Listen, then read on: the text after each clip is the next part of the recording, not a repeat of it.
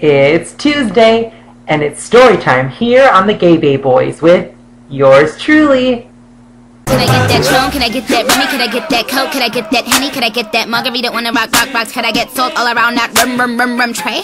I was like, yo, Trey, all around the world, do you hear me? Today I'm going to tell you a story entitled The Lesbian of Oz. Once there was a boy who lived in a colorless world. He never quite fit into society, but he couldn't understand why. One day, a tornado swept up his house and threw him over the rainbow into the land of Oz. This isn't the Oz we all know and love. When he got there, he found that this world was a lot more colorful and he felt a lot more comfortable. Then a person popped right in front of his eyes. It was Gaylord the transgendered, who explained to the boy that he killed the bisexual bitch of the East by smashing his ass with the house. Gaylord gave the powerful ruby shoes of the bitch to the boy. He told him to beware, because the horrible homophobe would be on the lookout for the shoes. The boy asked how to get back home, and Gaylord insisted he go see the great lesbian of Oz, who is the most powerful in all the land.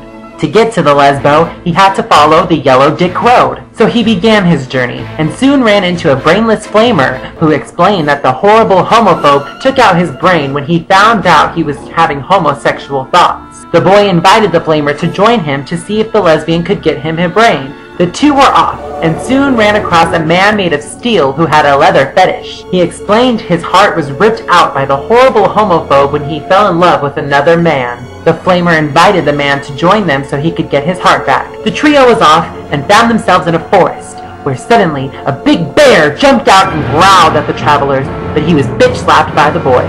The bear began to cry and admitted he actually had no balls to stand up to people because he was always teased for being gay. The boy invited the bear to come with them to see the lesbian so he could ask for some balls. They all traveled together and soon approached the gate of the Emerald City of Titties, which was a lesbian city. They were permitted to see the mighty lesbian, who told they wouldn't get their wishes granted unless they killed the horrible homophobe. So they went to the castle of the homophobe, and as soon as the homophobe saw the ruby shoes, he brought them into the castle and threatened to destroy them one by one. He started by setting the flamer on flames, but the boy grabbed a pail of water and threw it on the flames, and it also wet the homophobe, who melted. I can't think of why he melted, but that's what happens in The Wizard of Oz. The travelers came back to the Lesbo and discovered she was a fraud. She couldn't give them what they wanted, but told them to always be themselves and never let society judge them. They were all inspired by this advice, and soon the boy found himself back at home with some self-discovery. He ran out into the streets and cheered, "I'm gay, world! I'm gay!" The boy had found his purpose in life.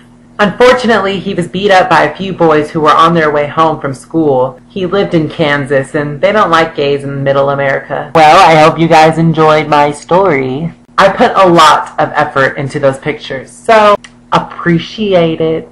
Okay, so this week's question is Abe's question. He asked, which male celebrity would you sleep with?